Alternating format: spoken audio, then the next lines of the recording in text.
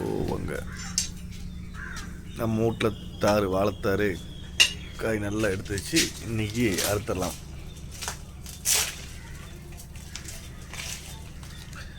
நல்லா திரண்டுருச்சுங்க இது. இந்த இடத்துல கொலை வெட்டணுமா இங்கே வெட்டினா போதுமா? ஏங்க அங்கே வெட்டினா இங்கே வெட்டினா என்ன வித்தியாசம்? இல்லை மொத்தமாக ஒரே தாரில் பழக்கிற மாதிரி இருந்தால் அங்கே வெட்டணும். அங்கே வெட்டுங்க. அப்படி இல்லை நம்ம சீப்பாக அறுத்துருவோம். சீப்பாக தானே இருக்கும்.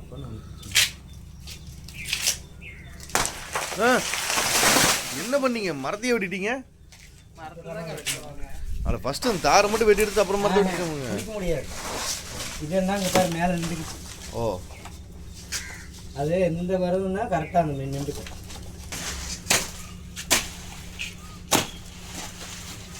நல்ல பழம் நல்லா திரண்டுருக்குதுங்க. வேலை அதிகமாக வேலை கம்மியாக இருக்குதாம்மா. அடுத்தது இந்த தாரையும் எடுத்துடலாமா? அப்போ இன்னொரு தார் இருக்குல்ல,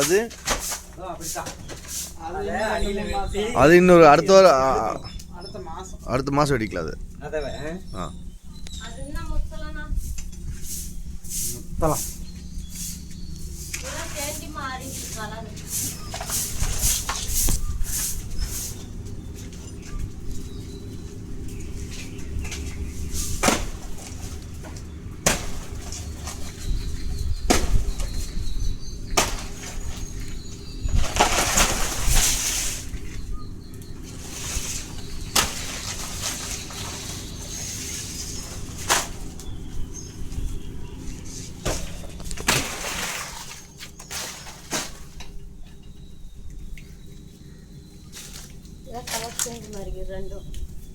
கலர் சேஞ்ச் மாதிரி இருக்கா?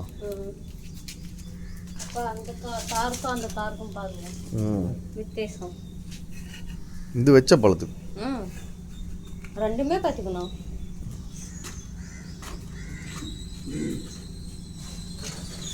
சாமிச்சிதான் வாழை கேட்டாங்க. வாழைப்பழம் பார்த்தா வாழை தண்டு எடுக்கிறதுக்கு அது கொஞ்சம் அடி தண்டு எடுத்தோம்னா இன்னும் அடி வேணுமா? ஆமாண்ணா. அடி சத்து கம்மி.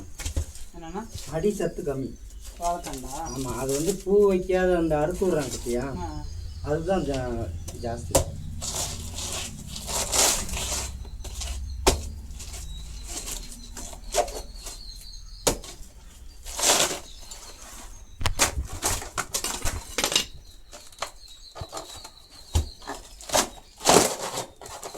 வாவ்,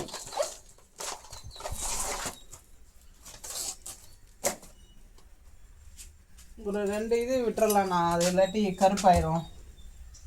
இன்னொன்று 2 3 இருக்கு. 2 அறுத்துருங்க, 1 மட்டும் விட்டுருங்க. கொஞ்ச நாள் கழிச்சு எடுக்கிற மாதிரியா?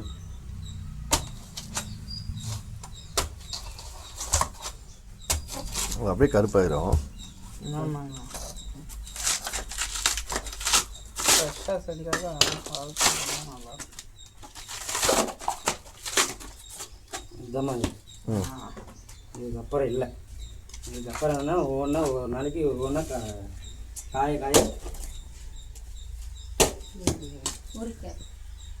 அப்புறம் உரிச்சிக்கலாம்.